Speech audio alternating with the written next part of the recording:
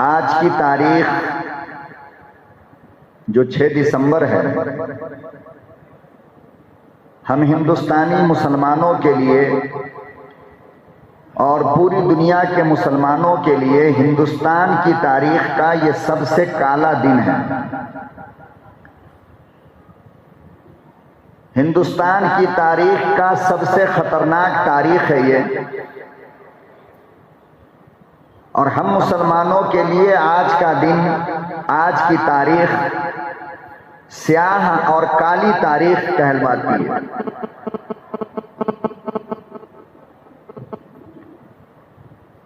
इसलिए कि 1992 में 1992 में 6 दिसंबर को हमारी 400 साला पुरानी मस्जिद, जिसे बाबरी मस्जिद कहते हैं, वो शहीद की गई थी।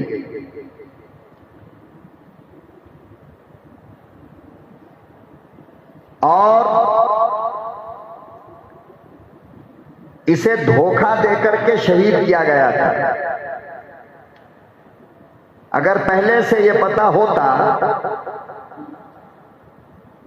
कि ये जो इनके प्रोग्राम वहां होने वाले हैं, एल.के. अडवाणी की क़यादत में जो प्रोग्राम हुआ था पूरे हिंदुस्तान के रथ यात्रा के बाद, तो कोर्ट को इन लोगों ने यकीन दिलाया था कि बाबरी मस्जिद को हम कुछ भी नहीं करेंगे।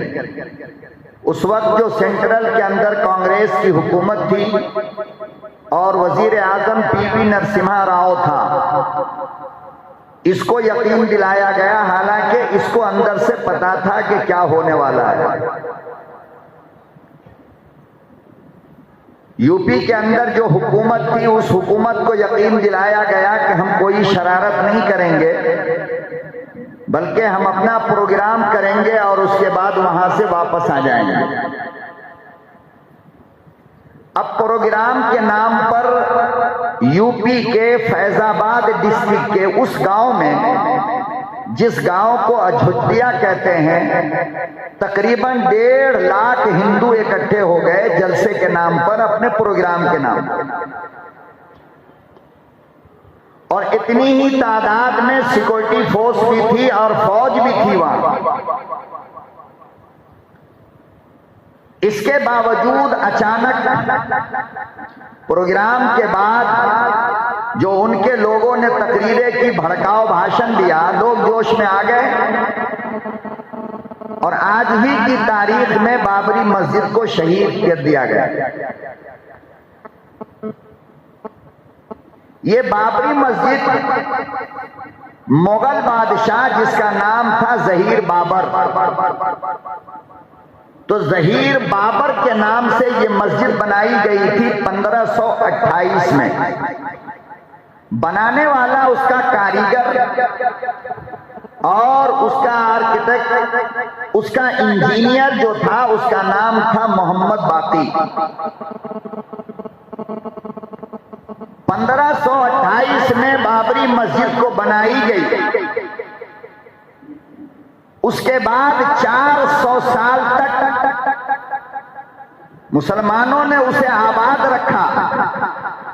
400 साल तक उसमें 5 वक्त की नमाज भी होती रही, नमाज जुमा भी होता रहा, ईद बकरीद की नमाज भी होती थी।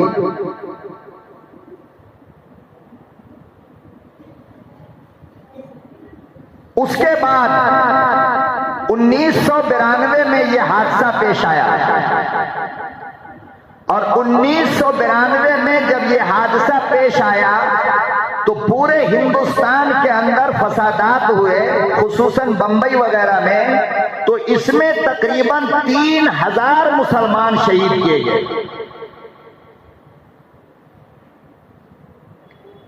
उसके बाद ये केस चलता रहा। हिंदुओं का, गैरों का दावा यह था कि इस मस्जिद को बनाया गया है हमारे राम की पैदाइश की जगह पर, यहां पर राम पैदा हुए।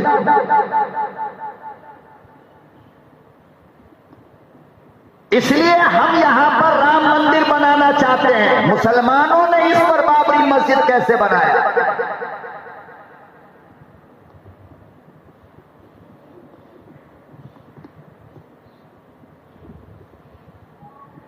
अजीब बात है कि ये लोग राम को भगवान मानते हैं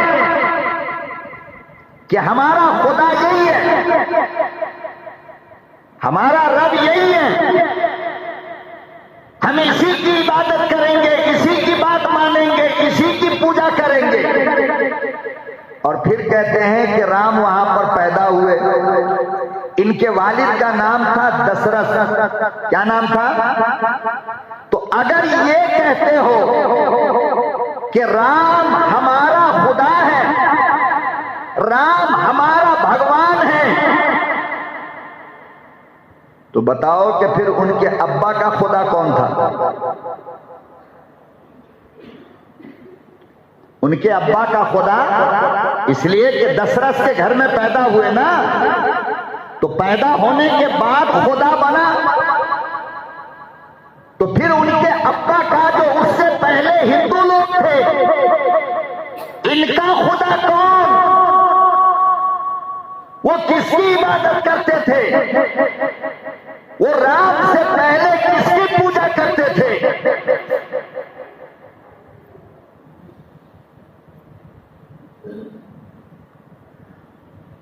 और ये कहानी जो है ना कि राम यहां पैदा हुए, आपको मैं बताऊं, शायद आपको मालूम ना हो, राम की पैदाइश जो हुई है ये हजरत ईसा अलैहिस्सलातु वस्सलाम से 400 साल पहले। 400 साल के बाद हजरत ईसा आए। फिर हजरत ईसा के बाद गौतम बुद्ध की पैदाइश हुई, और गौतम बुद्ध के इंतकाल के 200 साल के बाद हमारे नबी आए दुनिया के अंदर।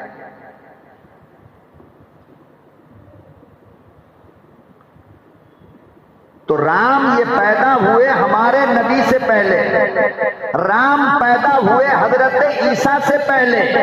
फिर राम ने जो अपने मानने वालों को तालीम दिया, राम ने अपने मानने वालों को जो समझाया, राम ने अपने मानने वालों को जो बताया, वो आज भी महाभारत के अंदर लिखा है। काल्की अवतार के अंदर जो इनकी धार्मिक किताब है उसके अंदर लिखा है।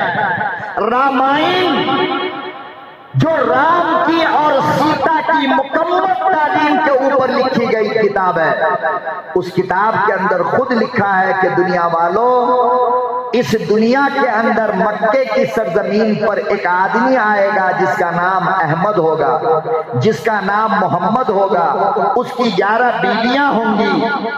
मैं तुमसे प्रार्थना करता हूं कि मेरे बाद उनकी बात मानना। ये उनकी किताब में लिखा है। महाभारत में भी है, रामायण में भी है, गीता में भी है, और चारों वेद, साम वेद, यजुर्वेद वेद, जो चारों वेद हैं, उन चारों वेद के अंदर ये लिखा है कि उसका नाम अहमद होगा, उसका नाम मोहम्मद होगा, वो खजूर वाली बस्ती यानी मक्के में पैदा होगा। पूरी दुनिया में खजूर वाली बस्ती सिवाय मक्के के और कोई नहीं। वो यतीम पैदा होगा। कौन यतीम पैदा हुआ? मेरा नबी। अहमद किसका नाम है? मेरे नबी का। खजूर बस्ती में आया, मेरा नबी। 11 बीवियां किसकी थी? मेरे नबी की। तो राम खुद बोल करके गए कि ओ मेरे मानने वालों, मेरे बाद तुम मोहम्मद की गुलामी करना, मोहम्मद की बात मानना। उनकी किताब में लिखा है, कुरान में छोड़ो, हदीस में छोड़ो, मगर ये मानते ही नहीं। और मानेंगे कैसे? पढ़ते ही नहीं। अपनी किताब पढ़े तो न माने। और ईसा अलैहिस्सलाम के बाद जो गौतम बुद्ध आए, गौतम बुद्ध, शायद आप लोग समझ रहे नहीं समझ रहे मुझे नहीं मालूम, बहरहाल गौतम बुद्ध जिनके मानने वाले सर से लेकर पांव तक गिरुआ कपड़ा पहनते हैं और जिसकी आरामगाह, जिसकी कब्र बिहार के गया के अंदर मौजूद है, जहां इसका सबसे बड़ा स्थान माना जाता है। और बुद्ध मत के मानने वालों का अकीदा यह है कि गौतम बुद्ध गया में पैदा हुए। ये कब पैदा हुए? मेरे नबी से 400 साल पहले। राम कब पैदा हुए? मेरे नबी से तकरीबन 1200 साल पहले, 1200 साल। उसके बाद ईसा आए तो राम ने कहा मोहम्मद की मानना। उसके बाद ईसा आए, ईसा ने कहा मोहम्मद की मानना। उसके बाद गौतम बुद्ध आए। गौतम बुद्ध की किताब के अंदर खुद लिखा है कि उनका एक शागिर्द था जिसका नाम था इलिया। क्या नाम था? ये सब पॉइंट की बातें हैं, कभी कभी ये भी सुन लिया करो। इसका ताल्लुक हमारी जिंदगी से, हमारी तारीख से है, हमारी हिस्ट्री से है। जाहिर बात है कि किसी कॉलेज, यूनिवर्सिटी, स्कूल में तो आपको ये पढ़ाया नहीं जाएगा।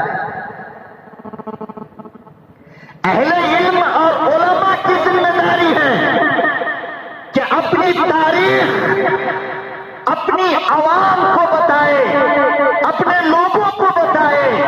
उलमा ने, खतीबों ने, मौलवियों ने तुमसे ये छुपाया, इसलिए तुम्हें मालूम नहीं होता है।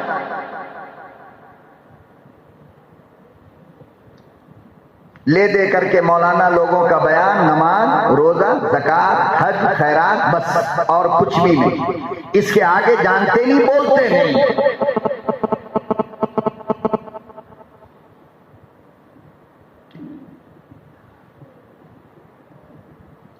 हजरत ईसा के बाद राम ने कहा मोहम्मद की मानना।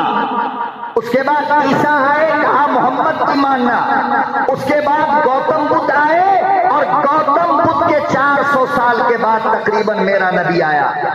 गौतम बुद्ध का जो आखिरी शागिर्द था जिसका नाम था इलिया। क्या नाम था? इलिया। गौतम बुद्ध जब बीमार पड़े और बिस्तर पर लेटे हुए तो उनका शागिर्द पांव दबा रहा था और पांव दबाते दबाते बात भी कर रहा था, अपने पीर से बात भी कर रहा था। बात करते करते इलिया शागिर्द ने एक बात पूछ लिया और कहा कि अब लगता है कि आपका वक्त आ गया है, आप दुनिया से जाने वाले हो, जरा ये तो बता दो कम से कम कि आपके जाने के बाद हम किसकी बात माने, किसकी इत्तेबा करेंगे, किस पर ईमान लाएंगे। अल्लाहु अकबर व कबीरा। लोगों, मेरे पास वो किताब मौजूद है, मैं अपनी आंख से पढ़कर आया हूं, तेरी अदालत में सुनाने चला हूं। इलिया कहने लगा, मेरे उस्ताद जी जाते जाते जरा ये तो बताओ, मैं तुम्हारे बाद किसकी गुलामी करूं, किसकी बात मानूं, किसकी इत्तिबा करूं, किसके रास्ते पर चलूं।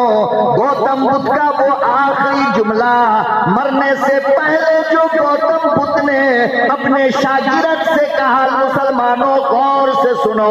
गौतम बुद्ध कहने लगा, ओ मेरे शागिर्द, कान खोल कर सुन लो, मेरे जाने के बाद कायनात का एक नबी पैगंबर आएगा जिसका नाम अहमद होगा। और यहीं पर गौतम बुद्ध खामोश नहीं होता है, बल्कि आगे कहा उसके अब्बा का नाम अब्दुल्ला होगा, उसके अम्मी का नाम आमना होगा, वो खजूर वाली बस्ती यानी मक्के में पैदा होगा, वो मोहब्बत की दावत देगा, वो अखलाक की दावत देगा, वो दोस्तों को सीने से लगाएगा, वो अपने दुश्मन को भी कलेजे से लगाएगा। मेरे जाने के बाद अगर वो मोहम्मद मिल जाए, उसी पर ईमान लाना।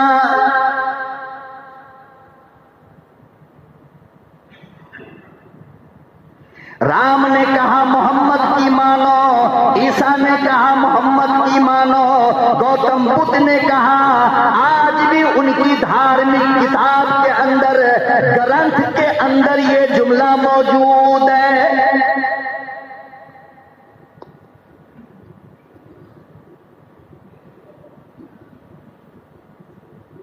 और ये जालिम अपने भगवान की बात भी नहीं मानते, अपने राम की बात भी नहीं मानते, और 1992 में ये कहकर कि इस जगह पर राम पैदा हुए, हमारी मस्जिद को शहीद किया गया। यही 6 दिसंबर का काला दिन था, यही 6 दिसंबर की गंदी तारीख थी, और हिंदुस्तान के मुंह पर तमाचा था कि सेकुलरिज्म और जमहूरियत को की धज्जी उड़ाई गई, नंगा नाच नाचा गया।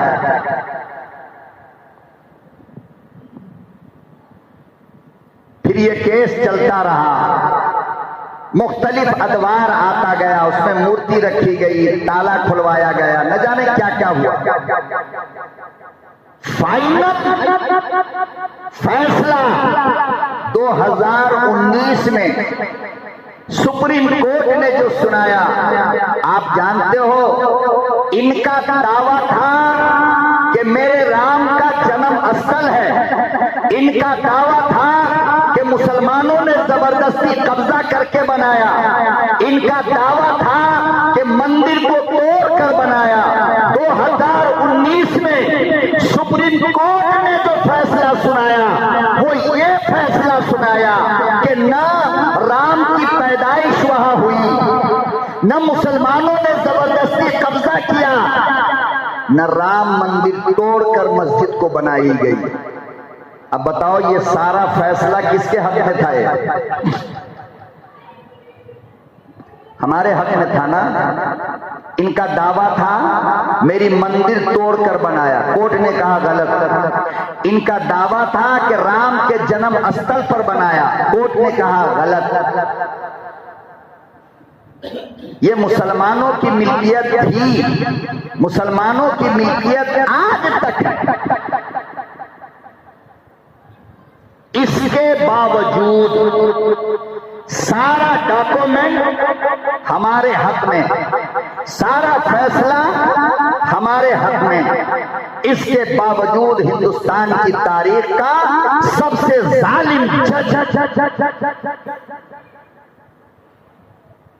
फैसला सुनाता है। क्या फैसला? कि ये जमीन हिंदुओं को दी जाती है मंदिर बनाने के लिए। आप बताओ ये फैसला गलत था या सही था? जब सारे सबूत, सारा फैसला, सारा डॉक्यूमेंट हमारा, इसके बावजूद इनको दे दिया गया। उसके इनाम में जज साहब को क्या मिला मालूम? बीजेपी वालों ने जज साहब को राज्यसभा का बगैर इलेक्शन के मेंबर बना दिया। ये उनको गिफ्ट दिया गया।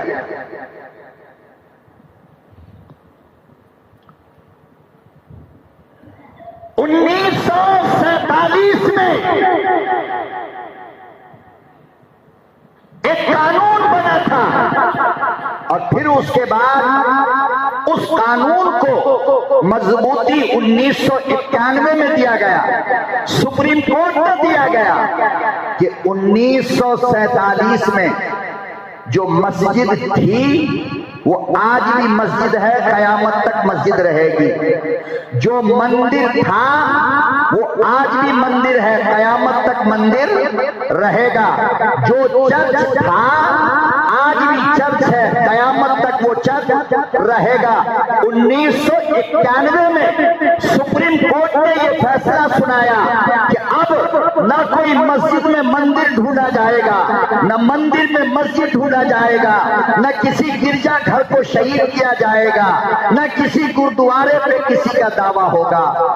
इस फैसले के बावजूद क्या हो रहा है?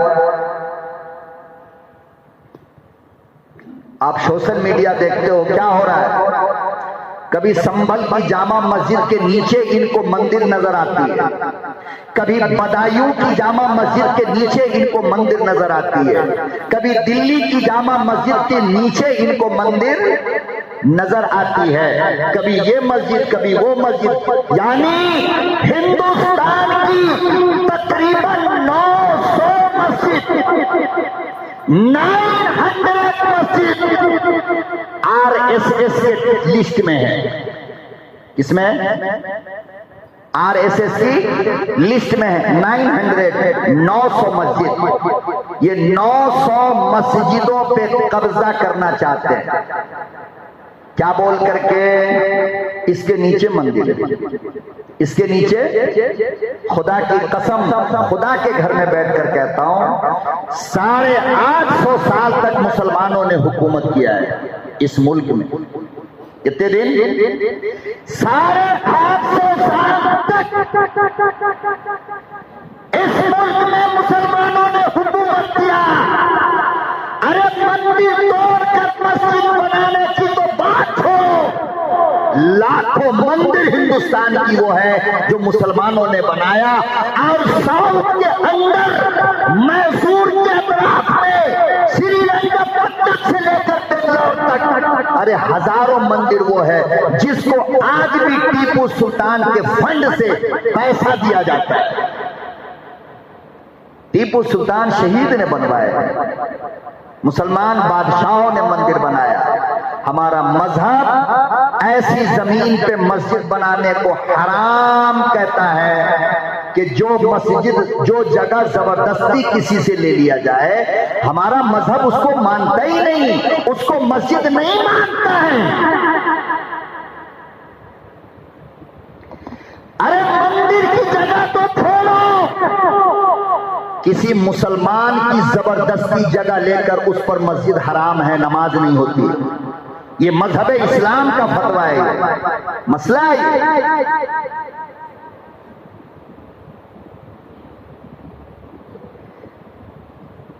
सोशल मीडिया के जरिए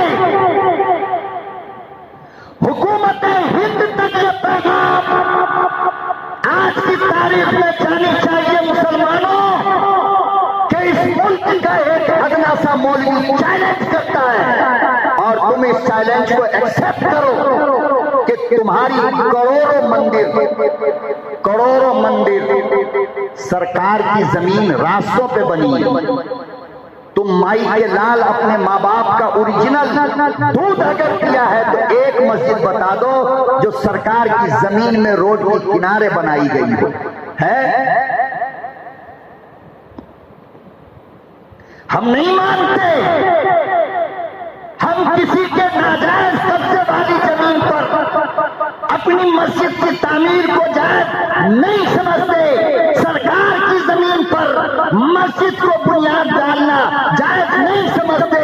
किसी मुसलमान की जमीन पे नाजायज कब्जा करके मस्जिद बनाना, अरे मस्जिद तो छोड़ो, वजू खाना भी हम जायज नहीं समझते हैं। मजहब इस्लाम का ये मसला है, तो हम मंदिर तोड़ के मस्जिद बना देंगे?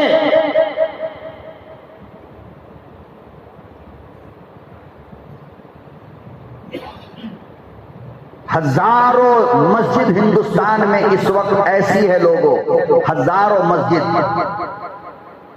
जिसको लंबा करने के लिए, चौड़ा करने के लिए, वजू खाना बनाने के लिए बाजू वाले की जमीन मांगी जाती है, रिक्वेस्ट की जाती है कि भाई आप अपनी मस्जिद जगह अगर दे दोगे ना तो हमारी मस्जिद थोड़ी बड़ी हो जाएगी। वो कहता है कि मैं नहीं दूंगा। क्या कहता है? मैं नहीं दूंगा।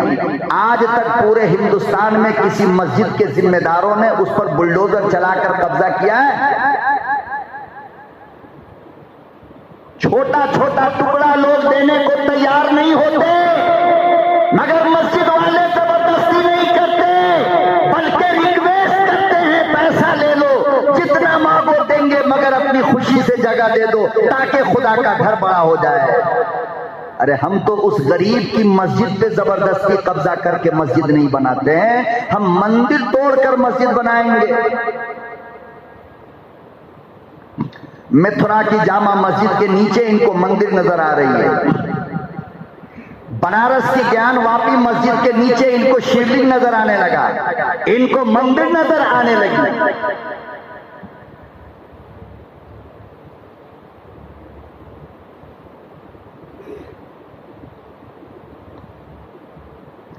और हम हैं कि हमें कुछ पता ही नहीं है।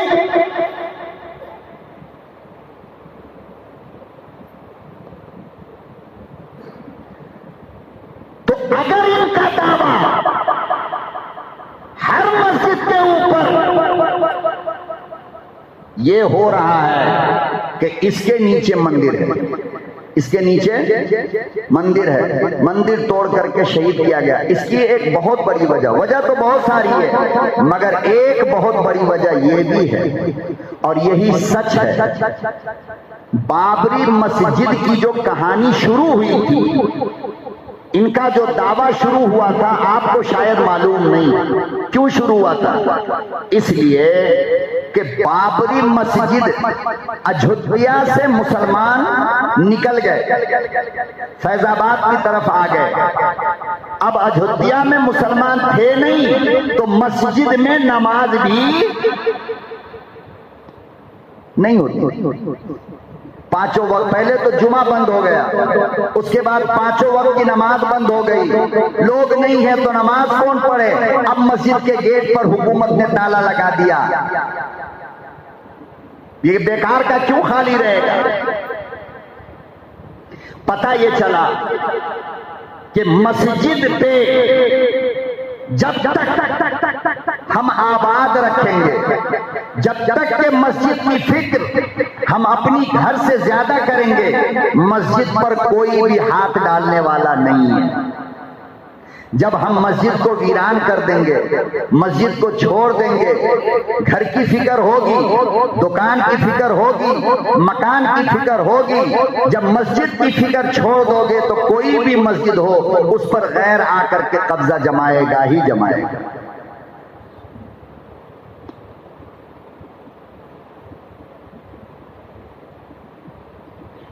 अपने घर की फिक्र करने वालों, पहले अल्लाह के घर की फिक्र करनी चाहिए। लेकिन अफसोस कि तुम्हारे घर का एक आदमी अगर मर जाए तो कहते हो कि घर वीरान हो गया, और खुदा के घर से नमाजी का नमाजी गायब हो जाए तो खुदा का घर वीरान नहीं।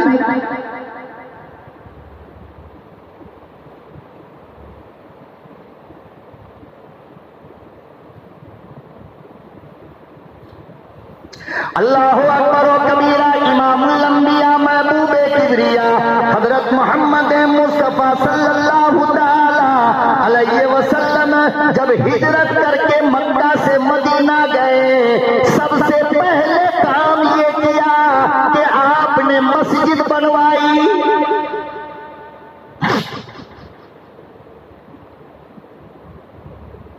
हजरत अबू अय्यूब अंसारी के मकान में क़याम फरमाया और ऐलान कर दिया, लोगों खुदा के घर का इंतजाम करो, मस्जिद की तामीर की फिक्र करो, मस्जिद बनाने का इरादा करो, जमीन की तलाश करो, पहले रब का घर बनेगा।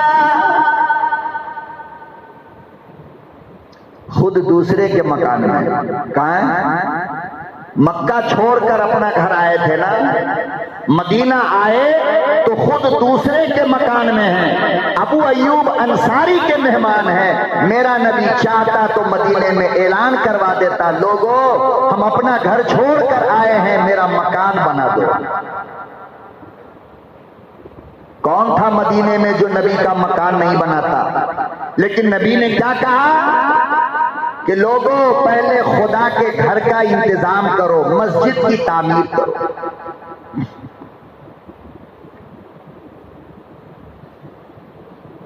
और आज से कुछ दिन पहले तक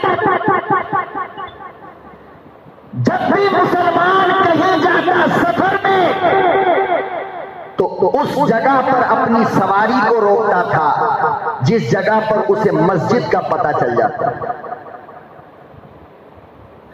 आज भी अच्छे लोग अपनी गाड़ी, अपनी सवारी होटल पूछकर नहीं रोकते हैं कि यहां पर अच्छा होटल है क्या, खाना ठीक मिलेगा क्या। होटल का एड्रेस पूछने वालों, तुम्हें डूब मरनी चाहिए। मस्जिद का पता पूछना ये तुम्हारे ईमान का तकाजा था। आज तुम होटल पूछकर ठहरते हो, मस्जिद पूछकर तुम्हारी गाड़ी नहीं रुकती।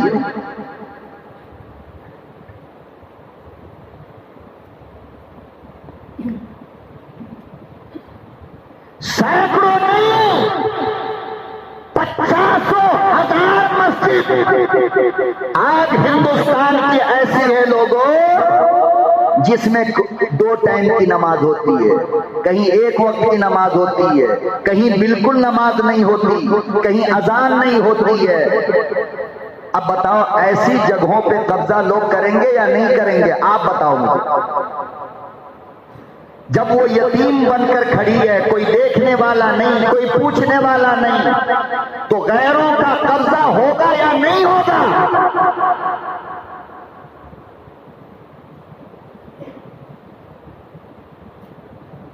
दो यतीम बच्चे आए, सुनो, और कहने लगे या रसूल अल्लाह, ये हमारी जगह है, आप इस पर मदीने में मस्जिद बना लें। गौर करना, ये लोग जो चीखते हैं ना, मुसलमानों ने मंदिर तोड़ के बनाया मस्जिद। इस्लाम की खूबसूरती देखो। आका सल्लल्लाहु अलैहि वसल्लम ने फरमाया, सहाबा में ऐलान करवाया, फरमाया कि ये दोनों यतीम बच्चे हैं और अभी छोटे हैं, हम इनकी जगह पर मस्जिद नहीं बनाएंगे जब तक कि इनकी जमीन का हम पैसा न दे दें। ये इस्लाम है, और हम तेरी जमीन पे कब्जा करके मस्जिद बनाएंगे? हम मस्जिद मस्जिद जाकर के लोगों से भीख मांगते हैं, अपनी कौम से चंदा इकट्ठा करते हैं, फिर हलाल तरीके से हम जगह खरीदते हैं, फिर उसकी तामीर के लिए हम अपनी कौम के सामने दामन फैलाते हैं, फिर उसके रंग के लिए हम अपनी कौम से भीख मांगते हैं, फिर उसके लाइटिंग के लिए हम अपनी कौम से भीख मांग करके खुदा का घर बनाते हैं। हराम और नाजायज कब्जे वाली जमीन पर हमारी मस्जिद नहीं बनती, वहां नमाज ही नहीं होती है।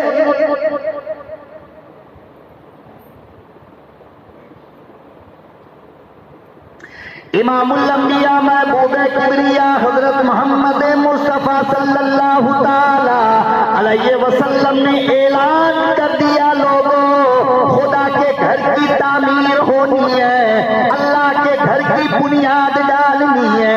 ये जमीन 2 यतीम बच्चों की जमीन है, कोई उठ खड़ा हो जाए और इस जमीन की कीमत अदा कर दे। अल्लाहु अकबर व कबीरा।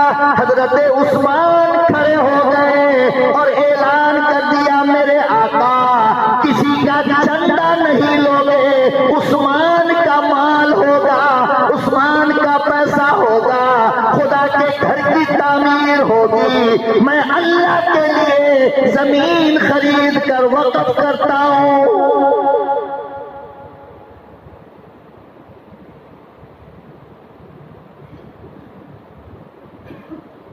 इसीलिए मैं कहता हूं, लोगों, खुदा ने अगर माल दिया है ना, तो अल्लाह से रोकर उस्मान का दिल भी मांग लो।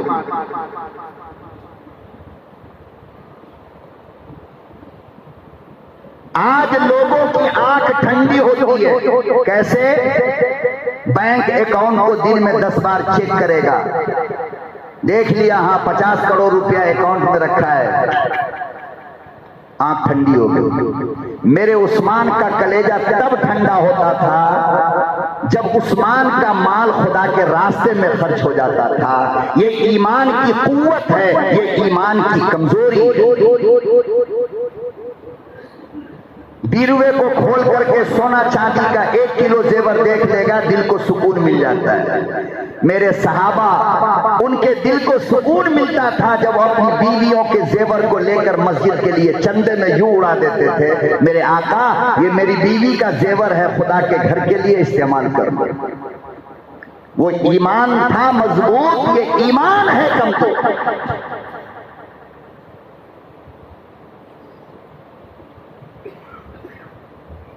और याद रखना मुसलमानों, कान खोल करके सुनो, बड़ी छोटी जबान बहुत ही बड़ा जाहिल तुमसे ये कह रहा है, ये कपड़ा तुम्हारा नहीं है, तुम्हारा कपड़ा वो है जो कोई गरीब पहन लिया।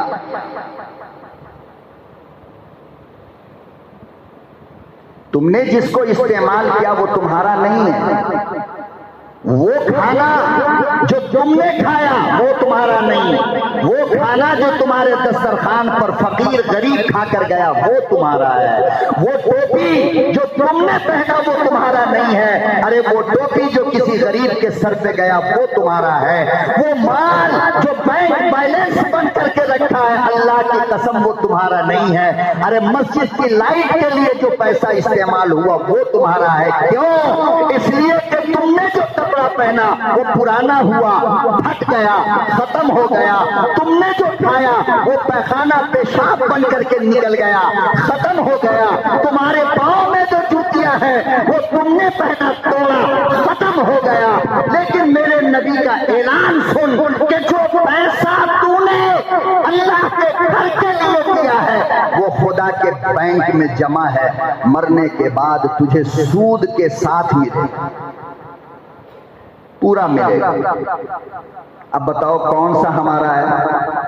दुनिया के बैंक में जो है वो, या रब के बैंक में जो चला गया वो हमारा क्या है? नबी ने ये नहीं कहा कि तू खा ले सवाब मिलेगा, नहीं। नबी ने फरमाया गरीब को खिला दे सवाब मिलेगा। नबी ने ये नहीं कहा कि तू शरबत ठंडा पी ले सवाब मिलेगा। नबी ने ये कहा प्यासे को पानी पिला दे सवाब मिलेगा। नबी ने ये नहीं कहा कि रायमंड का जोड़ा तू पहन ले सवाब मिलेगा। नबी ने कहा कि नंगे को कपड़ा पहना दे सवाब मिलेगा। पता ये चला कि हमने जिसे इस्तेमाल किया वो हमारा नहीं, दूसरों ने जो इस्तेमाल किया वो हमारा है।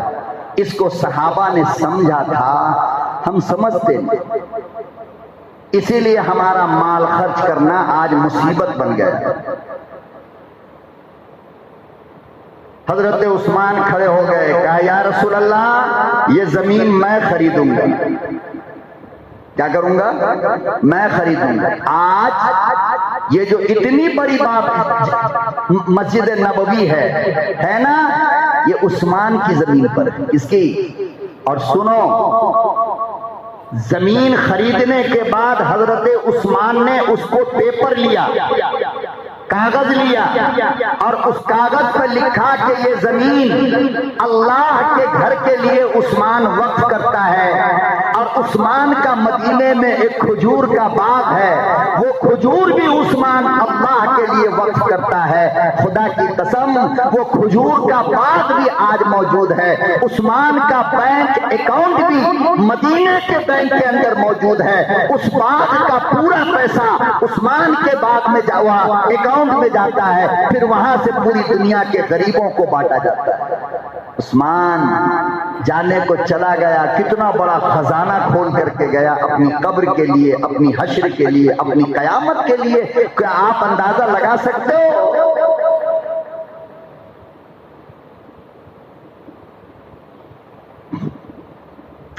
इसी को अल्लाह पाक ने कुरान करीम में बयान किया। मुसलमानों, कुरान तुम्हारे लिए आया है, कुरान तुम्हारी किताब है। अल्लाह पाक ने तुम्हारे नाम लेकर लिखा, जिसे कुरान कहते हैं। अल्लाह ने कुरान में बयान फरमाया, इन्नमा यामुरु मसाजिद अल्लाह।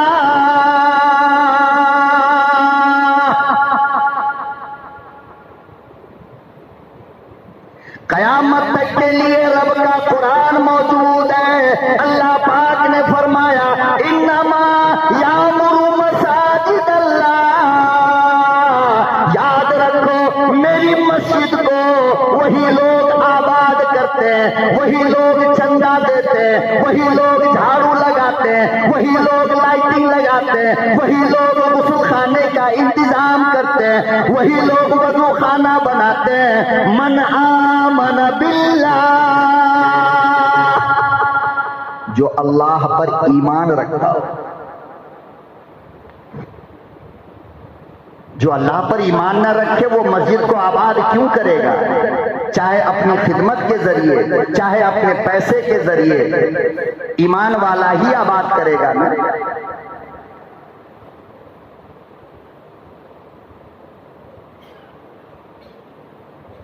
बिल्लाहि वल यौमिल आखिर, और कयामत के दिन पर जिसका ईमान होगा वो खुदा के घर को आबाद करेगा।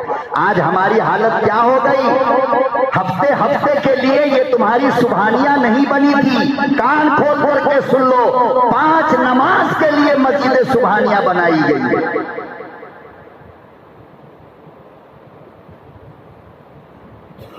आज तुम इस तरह मस्जिद को छोड़कर होटलों को आबाद करते हो, गलियों के चौक चौराहों पर बैठकर बकवास करने वाले मस्जिद में आओ, मस्जिद में बैठो, मस्जिद आबाद करो। इस तरह तुम अगर गायब होते रहे मस्जिद खाली हो जाएगी। कोई दुश्मन आएगा और कहेगा सुबहानिया के नीचे मंदिर था, कहेगा नहीं कहेगा? लेकिन इस तरह भर के रहोगे, 5 नमाज में इस तरह से भीड़ लगाओगे, नमाज के अलावा अल्लाह के घर में आकर के टाइम दोगे, बैठोगे, दीन की बातें करोगे। अरे 4 दोस्त है तेरा, 5 दोस्त है तेरा, गलियों के चौक चौराहे पे खड़ा होगा तो गुनाह की बातें होंगी। अपने यारों को ले ले, अपने दोस्तों को ले ले, मस्जिद के सहन में आकर के बैठ जा, फिर बात करना शुरू कर दे। कोई मौलवी तुझे मना नहीं कर सकता। मस्जिद आबाद रखो, सारी रात बैठो आकर, सारा दिन मस्जिद खाली। 5 वक्त की नमाज के लिए मस्जिद नहीं होती है। आपको किसी ने गलत कहा है ये बात। 5 वक्त की नमाज के लिए मस्जिद, दिमाग से इस गंदगी को निकालो। मस्जिद मुसलमानों का सेंट्रल है। क्या है? मुसलमानों का सेंट्रल है, मुसलमानों का मरकज है। अपनी जिंदगी के तमाम मसलों को हल करने के लिए मस्जिद का सहारा लिया करो। मियाँ बीवी का झगड़ा है, आओ मस्जिद में बात करेंगे बैठकर। इस काम के लिए मस्जिद है। महल्ले में तूफान बर्पा हो गया, लड़ाई दंगा फसाद हो गया, तमाम लोगों को बुलाकर लाओ, मस्जिद में बैठ करके बात करेंगे। इस काम के लिए भी अल्लाह का घर है। सुबह से लेकर शाम तक मकतब चलाओ, बच्चों को तालीम दो, इस काम के लिए खुदा का घर है। इस तरह अल्लाह का घर आबाद होता है। क्या होता है?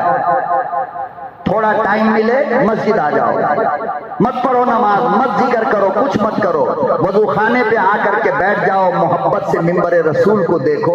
खुदा की कसम ये नजर भी तुमको नेकी देगी। कयामत के दिन पता चलेगा कि जिस मोहब्बत की नजर से तूने मस्जिद के मिंबर देखे, मीनार देखा, अल्लाह इसका अजर तुमको क्या देगा। चौक चौराहों पे बैठे रहोगे, कंजरियों को देखोगे, गंदी औरतों को देखोगे, नजर पड़ेगी, दिल दिमाग सब खराब हो जाएगा। खुदा के घर में आकर के बैठो ना, देखो ना कितना सुकून मिलता है।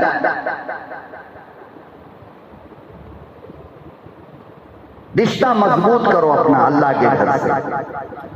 मस्जिद से रिश्ता मजबूत होगा तो रब से भी रिश्ता मजबूत हो जाएगा। तुम मस्जिद के अंदर आते हो, जूता उतारते हो, अल्लाह ऐलान कर देता है, फरिश्तों मेरा मेहमान आ गया। अल्लाह कह रहा है मेरा मेहमान आ गया। अब मेहमान को जरूरत पड़ती है पेशाब पैखाने की, मेहमान को जरूरत पड़ती है खाने पीने की, मेहमान को जरूरत पड़ती है सोने उठने बैठने की। आप कुछ भी करो मस्जिद में, मगर सवाब आपको मिलता रहता है।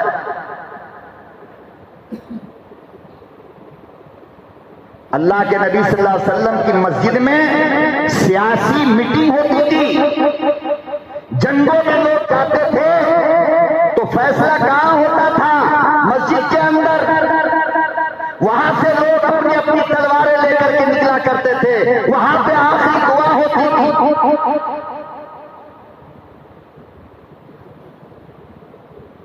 याद रखो मेरे भाई, खुदा के घर को आबाद रखोगे ना किसी की माई ने इतना ओरिजिनल दूध नहीं पिलाया जो कह दे कि इसके नीचे मंदिर है और फलाना है ढकाना है और मेरी जगह है। नहीं, जब हम मस्जिद को छोड़ देते हैं लावारिस यतीम समझ करके, फिर गंदे लोगों की गंदी नजर मस्जिद पे पड़ जाती है, फिर वो कब्जा करना चाहते हैं।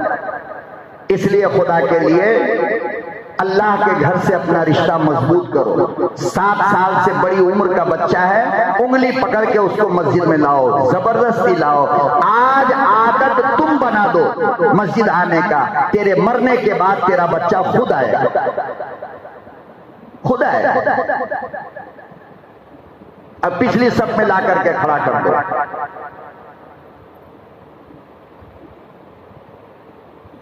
तो आज की तारीख के जिम्मे में ये चंद बातें थी कि ये हालात हमें क्यों देखना पड़ता है, इसलिए कि हम अपना रिश्ता मजबूत नहीं करते और मस्जिद से अपना रिश्ता खत्म कर देते। अल्लाह पाक हम सबको मस्जिद आबाद करने की तौफीक अता फरमाए।